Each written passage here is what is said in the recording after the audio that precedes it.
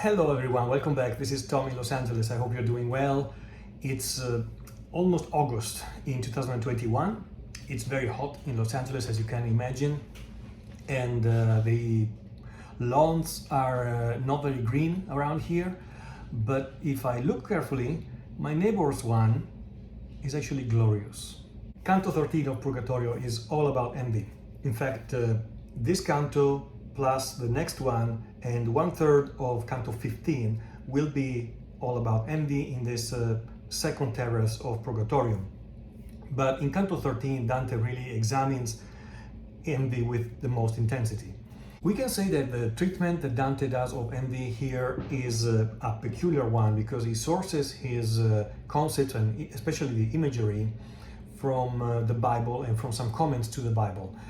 He also focuses a lot on the etymology of envy, which is invidia in Latin and Italian, in being a negative prefix, and then vidia from videre, Latin, which means to see, to look.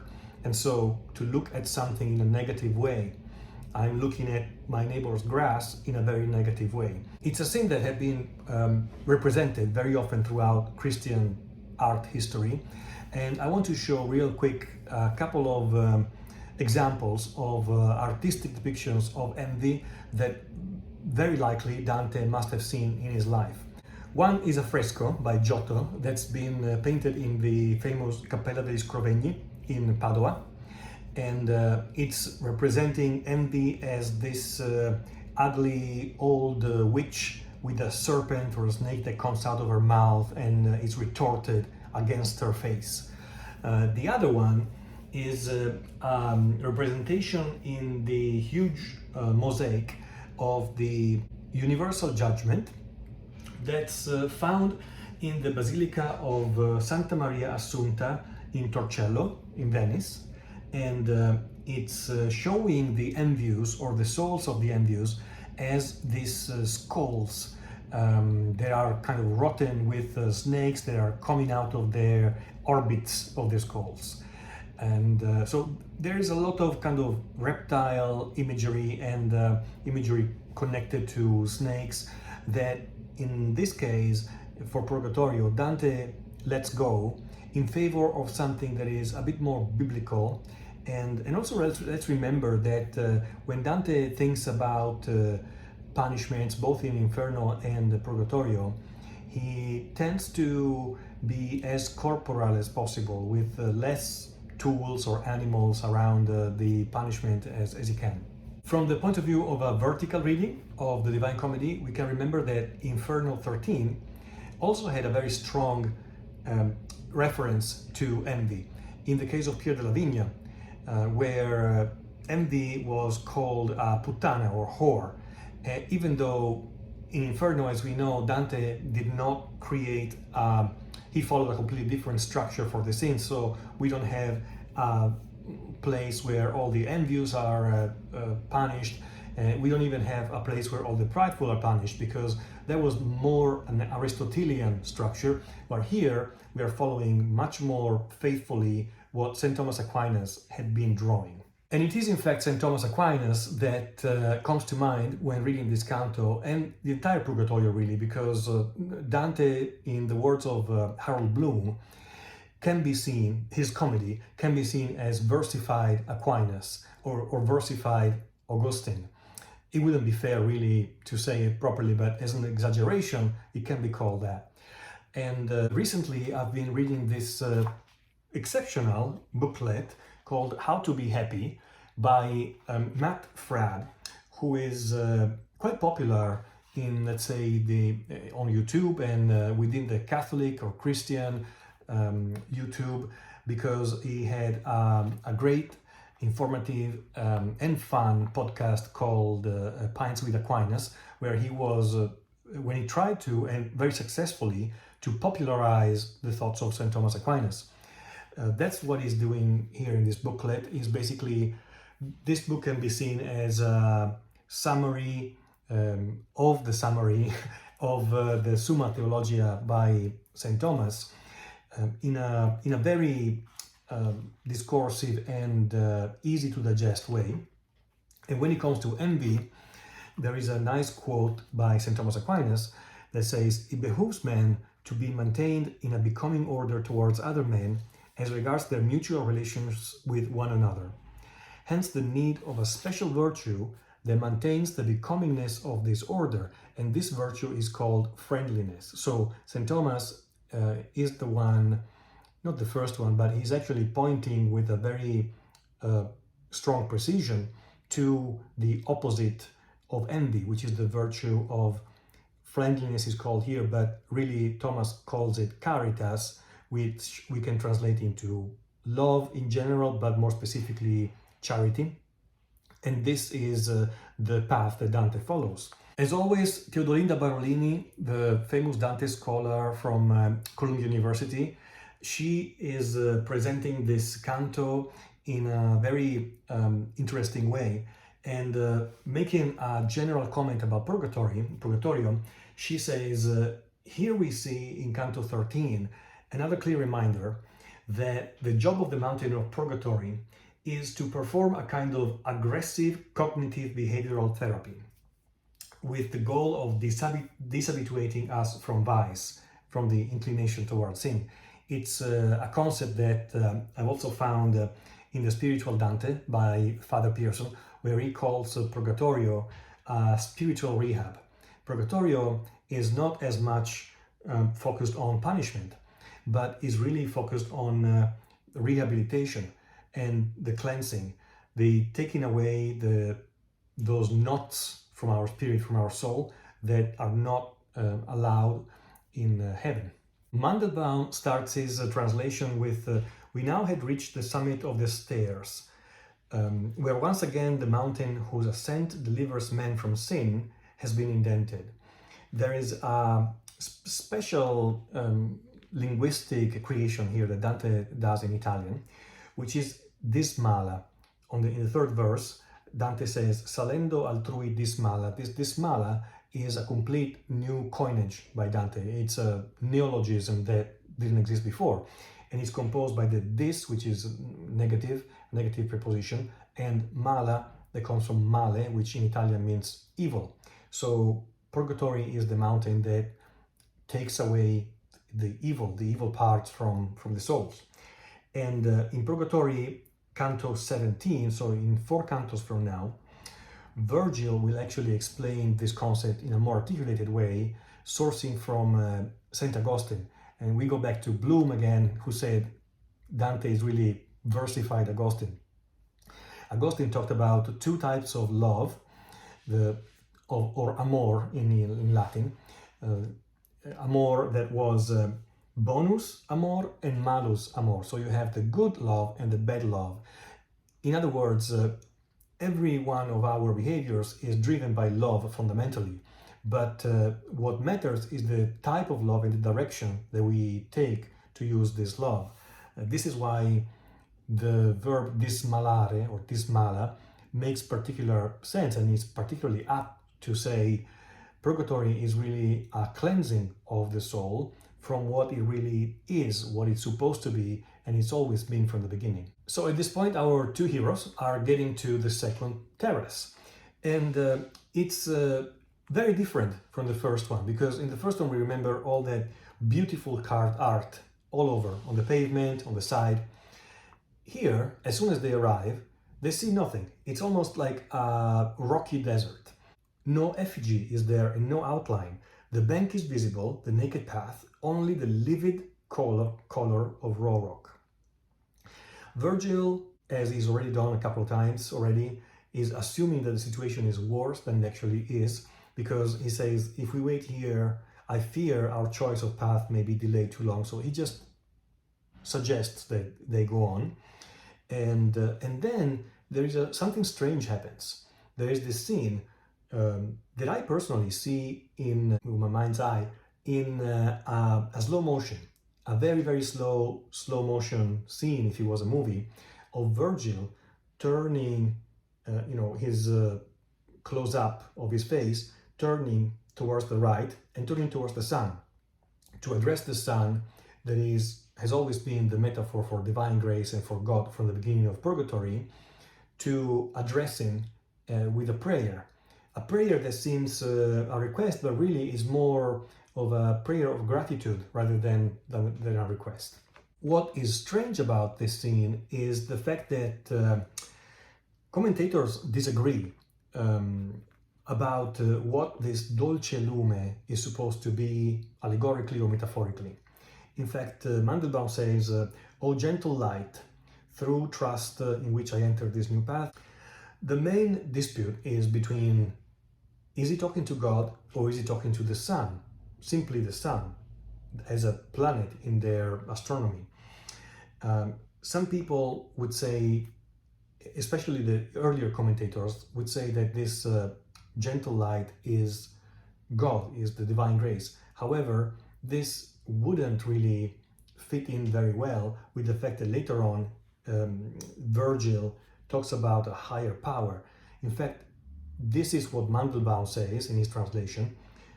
Dante says altra ragione in contrario non ponta, which doesn't really mean higher power. It means another contrary reason another reason that can do something contrary or something opposite. So you can say something that is stronger and therefore contrary to God, but is not completely clear. Another group of commentators say this is not God, but this is simply the sun, and it's warming up the stone of this bare environment and landscape, and so it could make sense. Or maybe it's both. With Dante, you never know. Some other minority of commentators also said that this could be a philosophical allegory for Dante, where Dante is talking about natural reason. And so I honestly don't know. Please tell me what you think in this type of interpretation.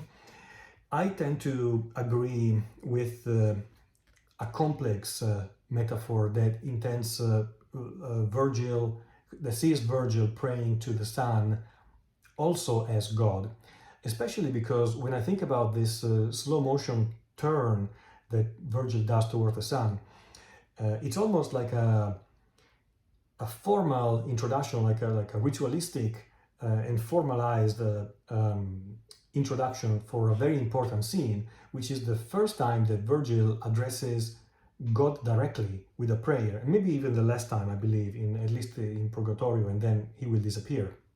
So maybe to highlight, and this is my own interpretation, to highlight the importance of the moment in the character development of Virgil himself.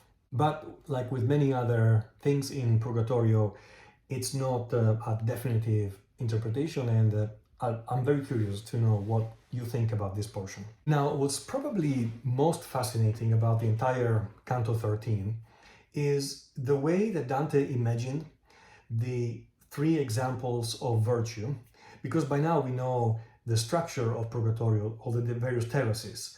The pilgrim will meet some examples of the virtue that's opposite of the sin. Then he will find the sin itself with some examples to meditate upon the sin. And then there will be the Beatitudes and the angel and the prayer at the end. So, roughly speaking, this is a scheme that is followed for every terrace. In this case, though, it's very different from the first terrace, because the first terrace was all visual art and visual stimulation. Rather than stimulation, in fact, Dante was forcing us to imagine this imagined carvings. In this case, the type of imagination that Dante is stimulating in us is our acoustic imagination. There is a reason. That's because the sinners are in a situation that makes them blind, and therefore a way for them to meditate is much more useful, and the only way useful really, with acoustic signals and messages. However, at the same time, we have a lot of leeway to imagine how these messages, these voices, come to the sinner's ears. In fact, we don't know a lot about these voices, the way they sound. What Dante says is, we heard spirits as they flew towards us, though they could not be seen, spirits pronouncing courteous invitations to love's table. So he's presenting this almost in a theological way. He said, these are the examples of the virtue of charity and love that is opposed to envy, and that's clear. But he doesn't tell us really, apart from the fact that they are courteous, even if they are female voices or male voices, if they are whispered, if they are louder. So he allows, the fact that he allows us to imagine how they sound in our ears, I think it's fantastic. These three powerful sentences are, the first one is vinum non habent, which comes from the famous scene of the wedding feast at Cana of Galilee from John's Gospel, where Mary is saying this sentence to Jesus to actually ask him for the miracle out of charity for the guests who were risking shameful situation with the people that were there because there was not enough wine anymore. So Jesus accepts, and prompted by Mary, he makes a miracle which is often presented as one of the first, if not the first miracle that has been registered by Jesus. The second sentence comes from mythology, and I find it really fascinating. It's a great one. From the story is actually reported in the De Amicitia by Cicero and other commentaries and other books for sure. But the story goes that Pylades was a friend of Orestes, and they were really good friends. Orestes at a certain point is sought for capital punishment for murder. He had murdered the adulterous Aegisthus. Now the king wants to kill Orestes by law. However, at some point, both Orestes and Pylades find themselves in front of the king, and the king doesn't know which one is Orestes. Therefore, Pylades screams out, "I am Orestes." This is where the sentence comes from. At that point, Orestes is certainly warmed in his heart to see what kind of sign of friendship is coming from Pylades, but he doesn't want to be less than him in friendship as well, and so he almost competes for friendship by immediately saying, "No, I am Orestes, you should kill me." And this story, I think, continues by them offering both of their lives to the king for capital punishment. And that's a really crucial, very, very strong scene that shows friendship, love, and friendly charity. The third sentence is less specific because it comes from the Sermon on the Mount, the Beatitudes portion of the Gospel, where Jesus said, "Love those by whom you have been hurt," or "love your enemies." This is not, while the other two sentences are in fact literally reported by Dante, this one is slightly changed, but the sense is exactly the same. Instead of "love your enemies," Dante says, "Amate da cui male aveste," just love the people who you had evil from. And that's the third sentence, encouraging people to charity and to love. At this point, it's almost curious and maybe tender the way that Virgil admits his own limitations in Purgatory and says, I imagine he's trying to use his logic and intuition to say, by analogy, I think in this circle, you're going to see, he says, if I judge right, you'll hear those sounds before we reach the pass of pardon. It's based on his observation of what happened on the first terrace. Then Dante opens his eyes wider than before. I looked ahead of me and saw shades with cloaks that share their color with the rocks.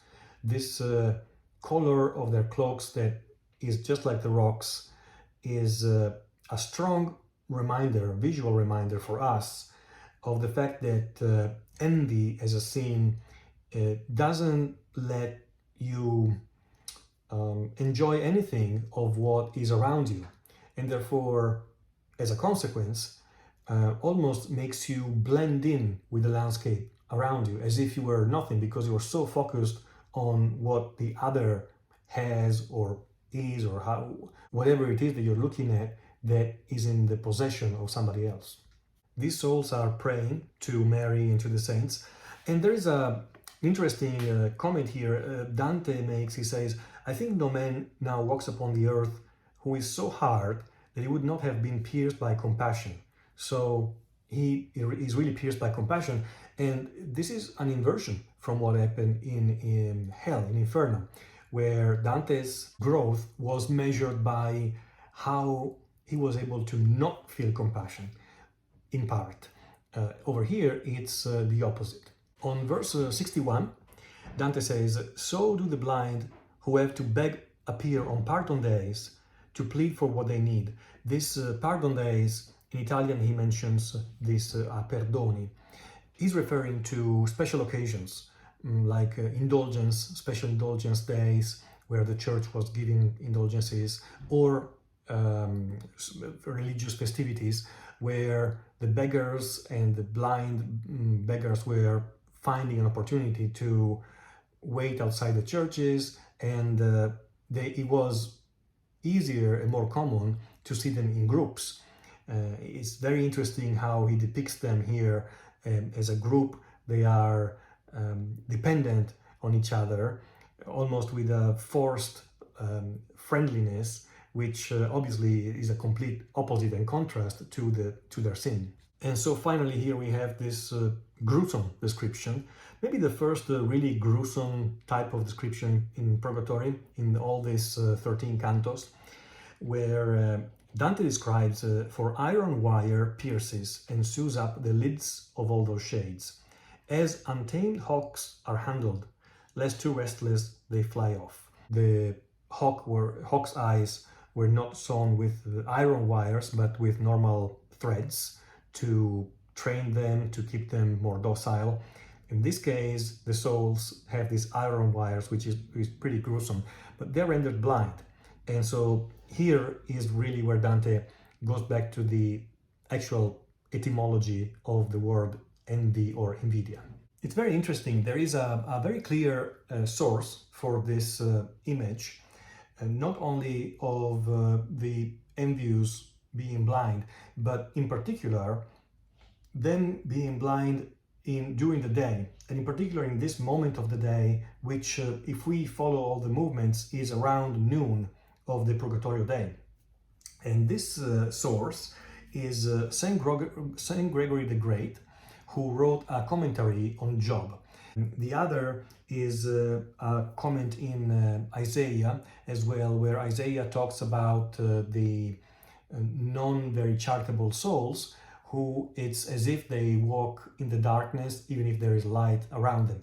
And Saint Gregory the Great in his comment said the sentence is, during the day they will walk in the darkness because their soul is so sorrowful about the good that somebody else is enjoying, and so it's being darkened by a ray of light. It works as an inversion, as an opposite. Virgil and Dante see the souls, and Virgil gives a very brief suggestion to Dante, which sounds almost like a command. Virgil says, speak and be brief and to the point. In fact, it's, I would say, even stronger in Italian. Sii breve e arguto. Just use the least words you can use. And the funny thing here is that if you read through what Dante says to the souls, he is really not brief at all, especially when you compare it with his usual addresses to other souls. So there is something going on here that's interesting. We certainly see Dante's growth in the way he addresses the souls in a very charitable, very open and kind way. And we see how he's asking if there's anybody who comes from Italy, an Italian town. A voice replies, "My brother, each of us is citizen of one true city," which is almost a correction. It is a correction. They're telling him, we're not really feeling like we belong to a city on earth, an earthly town. We belong to the city of God here. However, what you mean to ask is there anybody here who lived in Italy as pilgrim during their earthly life? And this person is Sapia of Siena.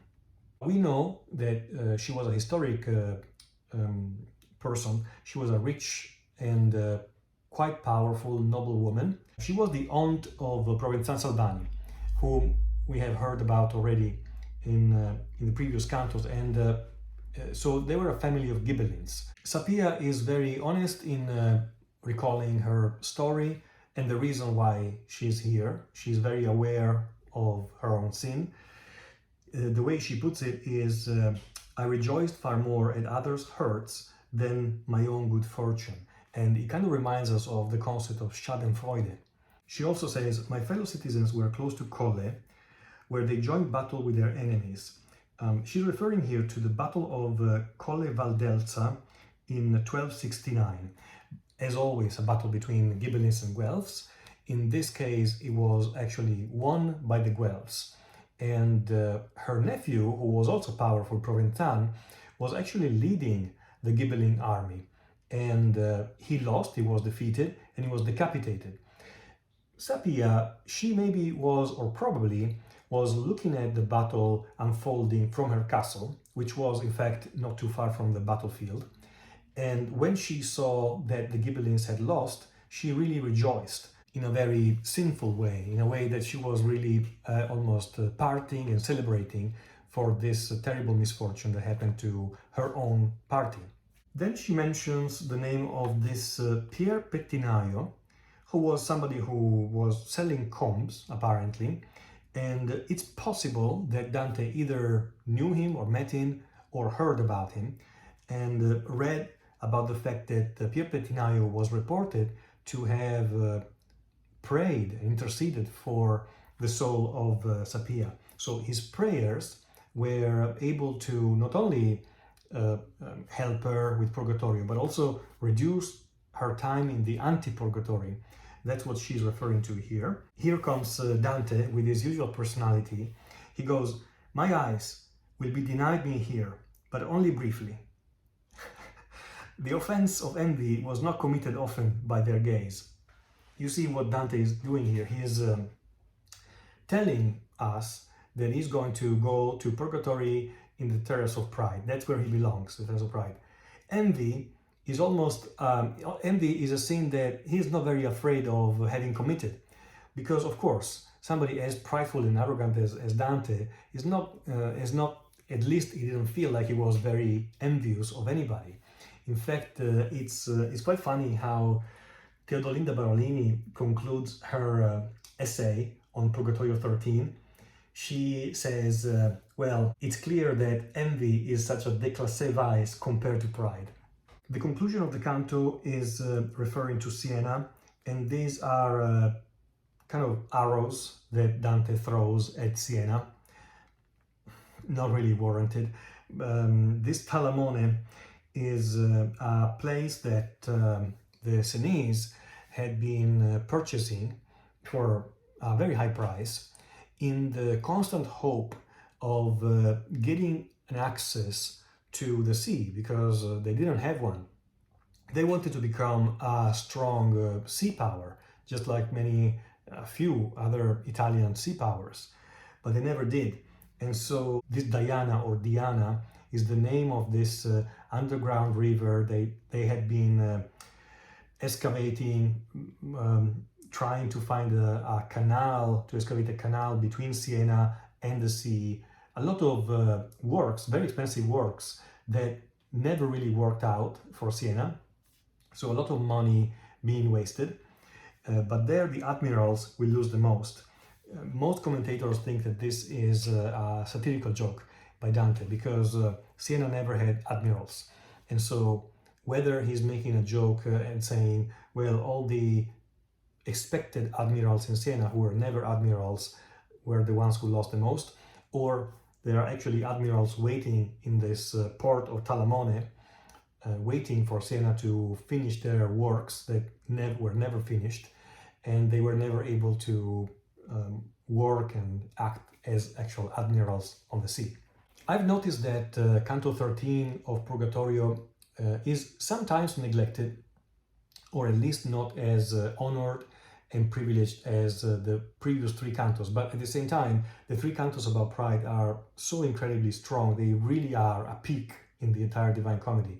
I love this canto too. So I'm asking you, let me know if you like it a little less than the others. But there is really a lot to ponder about here, and there is also a lot of beauty, in my opinion, especially in this acoustic imagination that Dante tends to stimulate for us. Thank you so much. Thank you for watching the video and for following along.